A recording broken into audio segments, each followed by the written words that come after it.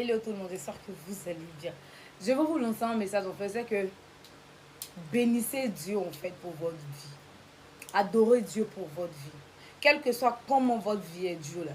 Bénissez le Seigneur pour votre vie. Bénissez Dieu non pour le fardeau qu'il met sur vous. Quelle que soit la situation que tu traverses en ce moment-là, hein, bénis Dieu. Dis merci à Dieu. Dieu n'est pas méchant. Soit il t'enlève dans quelque chose pour te donner quelque chose de bon, soit il t'enlève dans ce que tu veux pour te donner ce que tu mérites dans ta vie.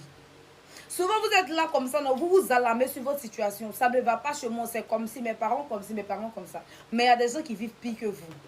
Souvent, tu as l'impression que tu veux si tu veux ça, Dieu t'a pas donné. Mais quand tu es là, souvent parmi toi, mais tes propres camarades là, elles n'ont même pas le cas de ce que tu as. Mais matin, midi, soir, c'est toi tu pleures. Matin, midi, soir, c'est toi tu cries. Matin, midi, soir, c'est toi tu es ici, c'est toi tu dis ça, c'est toi tu dis ça. Bénissez Dieu pour votre vie. Quel que soit ce que tu as fait, quel que soit comment la situation est difficile. Il y a des gens qui ont vécu des situations plus difficiles que vous. Aujourd'hui, là, ces personnes-là s'en sortent. Aujourd'hui, ces personnes, il y a des gens qui sont millionnaires dedans. Il y a des gens qui sont milliardaires dedans. Que ce soit femme ou que ce soit garçon. Il y a des femmes qui sont millionnaires, milliardaires dedans. Il y a des hommes qui sont millionnaires, milliardaires dedans. Seulement qu'ils passent pas leur vie à venir expliquer leurs problèmes sur les réseaux sociaux. D'accord. Prenez juste l'exemple de Kérosène. Kérosène, au début, quand il chantait toujours les trucs de la galère. Au début, quand ça n'allait pas chez lui. Mais aujourd'hui, est-ce que vous pouvez pour Kérosène? Mais regardez comment il est reconnaissant envers Dieu. Pour que tout ce qui lui est arrivé, il les reconnaît. S'il n'avait pas eu la galère qu'il avait eue là, peut-être qu'il n'allait jamais chanter. Peut-être que la grâce qui est sur lui aujourd'hui là, ça n'allait pas être sur lui. Parce que s'il était né dans la famille riche ou dans une famille riche, etc. Là, la gloire qu'il a aujourd'hui là, il n'allait pas avoir cette gloire là. Dieu, il sait ce qu'il fait. Souvent, il t'enlève dans quelque chose. Je te dis pourquoi il m'a enlevé dans ça là. Je me sens. Quand tu es là, tu as l'impression que ça ne va pas. C'est comme ça. Souvent, Dieu, il entend de t'enlever dans quelque chose qui va te détruire à la longue. Peut-être aujourd'hui, ça t'arrange.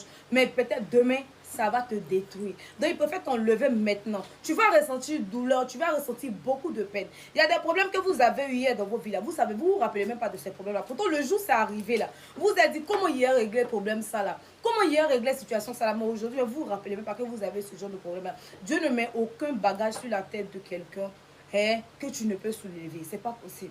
S'il a déposé quelque chose sur ta tête, s'il a déposé quelque chose sur tes épaules, c'est que mon enfant, lui, là, il peut soulever ce que je lui donne. Là. Sinon, il ne va jamais le faire. Dieu n'est pas méchant, Dieu n'est pas injuste.